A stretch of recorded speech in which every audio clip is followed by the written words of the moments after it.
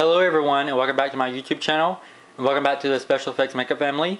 And in today's video we're going to talk about the basics of what you need to get started to do special effects makeup or to do gory makeup. And I know that Halloween is just right around the corner, so I thought that I would make this video to help some of y'all out. So I hope y'all enjoyed, and we're going to talk about every single product I have in this video right now. Alright, the first thing that you will need and the first thing we're going to talk about is blood. There are many different types of blood, many different ways to use blood, and all that good stuff.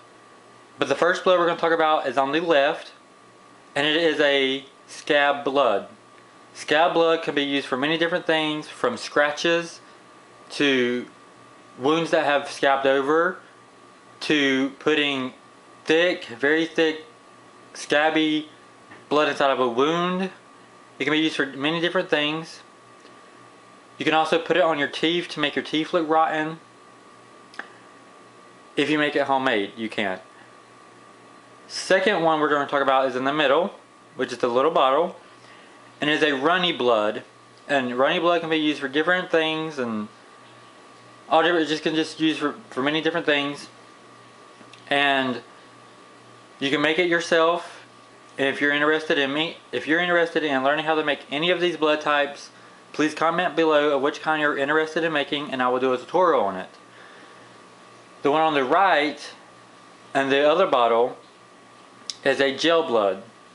And gel blood is like a gooey, jelly, gel type of blood. And it's also used for many different things.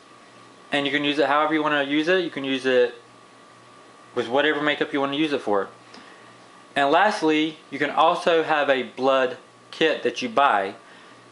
You can buy blood kits anywhere that you can find blood kits, but this blood kit is from Reynolds Advanced Materials, and they have stores open worldwide, so you can find the one that's nearest to you. And it's about $30 or $40 for that kit. But with that kit, you can make really runny blood, really cloggy blood, really gel blood. You can make new blood, old blood. You can just make thousands of different types of blood with that blood kit. So blood is very important inside of your makeup kit. So number two, some of the products that you will need. You don't have to have them all, but you need at least one of them. The first one we're going to talk about is on the left, and it's in the white bottle or white container. And it is liquid latex. Liquid latex can be used to make many different things. It can be used to make prosthetics, to make masks, to make built up prosthetic wounds on your skin. It can be used to make burns. It's just a really wide range of what you can make with liquid latex. And you can get liquid latex from your local Halloween store, from online, from Halloween stores, or from special effects makeup companies online or in stores. And the sizes range from different sizes. You can get quarts to pints to gallons to 5 gallons. You can get all different sizes of liquid latex. But make sure that you are not allergic to liquid latex, because if you're allergic to latex, you cannot use latex. Secondly, the second product we're going to talk about is gelatin. Gelatin is a very easy product to use, but you have to be careful with it, because gelatin has to be heated, and if you're not careful with it and you get it too hot, you can actually burn yourself if you are applying it straight to the skin to do a makeup buildup. Gelatin is also made for making prosthetics inside the mold, and what you need for gelatin is you need either Knox gelatin, which is unflavored, or you need 300 gelatin bloom, which is a special effects makeup gelatin, which you can buy online. And you need glycerin, and you need water. And there's many different recipes that you can use to make gelatin, and everybody's recipe is different, so I won't get into the different types of recipes. And lastly, the next product that you can have is silicone. And there's a whole lot of different types of silicones used for different things. But right here I have Dragon Skin FX Pro, which is used for mask making, prosthetic making, and you can even apply it to your skin. But this silicone is not a fast setting silicone. It takes 40 minutes or longer to dry. And so if you're wanting to do a build up silicone right on the skin where it dries really quickly, I would recommend Skin Tight silicone. And it dries within like 5 minutes. So it's a really quick process, and it's really good for building up wounds and all this good stuff on your skin. So if you want something to build up on your skin silicone wise, I will go with Skin Tight. But if you're looking to make prosthetics or mask, or you don't mind waiting for it to dry, I would go with Dragon Skin FX Pro or Dragon Skin. Or they have a lot of different other silicones out there. But it's so much information, I'm not going to talk about it because there's a lot of information. But out of all of these products right here, gelatin and latex are the cheapest, and silicone is the most expensive. Just the 2 bottles sitting right there, that's $30 worth of silicone. And you have to have both bottles because you have to mix part A and part B together.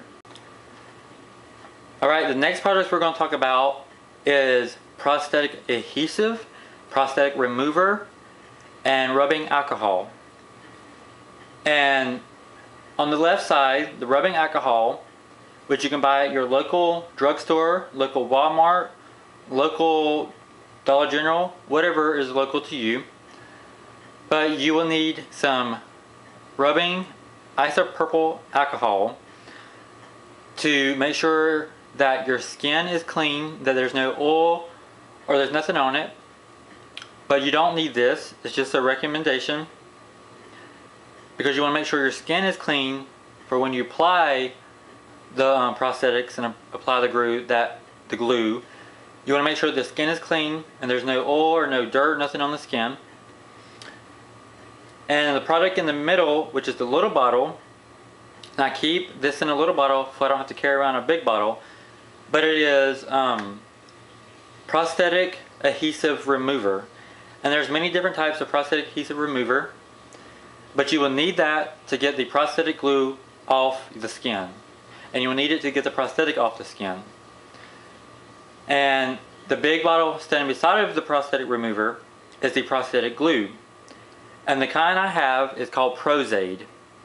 It is a medical prosthetic adhesive, and it is used in the film world.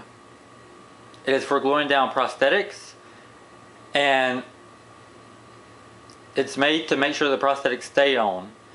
And they're not going to fall off. Once you glue them on and it's dried, it's staying on.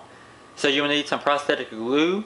And there's many different types of prosthetic glue. There's Prosthetic, there's Adhesives. Adhesives is for silicone prosthetics, but Prosthetic works just as well. And there's Spirit Gum, but Spirit Gum is more for like hair laying, but Spirit Gum does work. But you will definitely need a prosthetic glue and a prosthetic remover, and it's up to you if you want isopropyl alcohol. That is up to you. Alright, another product that you would need is either some cotton, either a roll of cotton or cotton balls, some cheesecloth, some ripped up sponges, and either plexiglass or some type of fake glass, because you never know, you might do a wound that you need some fake glass. But the glass is not recommended, it's just something I have. But you would need some cotton, maybe some cheesecloth, and some ripped up sponges, because with the cotton you can do a lot of build up prosthetics with cotton, like burns, like falling off skin. There's just a lot of stuff you can do with cotton. And if you do a big explosion, like a face rip, a face explosion, you will need cotton, and you will need cheesecloth, and you will need shredded sponges like sea sponge or whatever sponge you can get your hands on. But I would recommend you getting some cotton And if you want to, you can get some cheesecloth, but I recommend cotton because cotton comes in handy, and you can do many different types of build-up makeups with cotton, and especially burns. So make sure you have some cotton inside your makeup kit. Alright, the next product we're going to talk about is petroleum jelly or Vaseline. And you will need this product to cover up your eyebrows or any facial hair and the sides of your head where your hairline starts. Because if you get any latex, any silicone, any prosthetic adhesive in your hair, you're going to have a really hard time getting it out of your hair, and it's going to pull your hair. So make sure you have some Vaseline to cover up all the hairlines and to cover up any facial hair like eyebrows and face hair. Just make sure you have Vaseline, and it will save you in the long run. Next is natural fiber, which is Metamucil. And you can use Metamucil or natural fiber for making very slimy blood. And there's a lot of different recipes to make this slime blood, but this is the easiest and the cheapest way to make slime blood. So I would recommend you get some petroleum jelly, and it's up to you if you want to make slime blood. But if you do, this is a great way to make slime blood, and it is edible. But be prepared, if you eat a lot of it, you will probably have the poops. Just a heads up. The next product we're going to talk about is sponges, Q-tips, and brushes. You will need whatever type of sponges you want to use. I have some round sponges, I have some rectangle sponges, I have triangle sponges, and I have stipple sponges. I have a lot of different types of sponges. But sponges are good for many different things. You can make bruises with sponges. You can make really good texture with stipple sponges. And it's good for applying different types of paint, or if you want something that you can use that is disposable when you're using latex, because if you stick latex on a brush or on a sponge, you're going to have to throw it away because latex will eat the sponge. So you have to throw it away. So I would recommend you using Q-tips or sponges or disposable paint brushes that you don't care nothing about when you use latex. But I would recommend you get some sponges, some Q-tips, and some paint brushes, because paint brushes are used for applying all the paint to all the prosthetics, applying the paint to the skin. It's just used for many different things. And you can have paint brushes, you can have makeup brushes. You definitely need some makeup brushes. I don't care what kind of makeup brushes you get, just as long as you have some makeup brushes. And so make sure you have all this stuff right here, and you'll be good for applying some paint and some glue and other good stuff. Oh yeah, and Q-tips is really good for applying the prosthetic adhesive. Alright, and the last product that we're going to talk about in this video is different types of paint that you can use. And the first one is water activated body paint. There are many different types of water activated body paints, and they range from different prices. But you would definitely need either some water activated body paints or cream paints. And they also make alcohol palettes for special effects, but unless you have money to buy alcohol palettes, you're not going to be able to use them because they're kind of expensive, and they require 99% alcohol to activate. So I would recommend you getting some cream body paints and water activated body paints unless you can afford alcohol body paints. Well, they're not really body paints, they're alcohol skin illustrator palettes. They're for painting the skin around prosthetics, and they're made for painting prosthetics. But you can also paint prosthetics with cream body paints, and it works just as well. So I recommend you get, like I said, recommend you get some either water activated body paints or cream body paints, and if you can, get a hold of some alcohol body paints. And I hope you learned something from this video, and I hope you learned what you need to start a makeup kit. And I hope you make a lot of gory, scary creations this Halloween. And if you do, please tag me on Instagram using hashtag joshprice FX.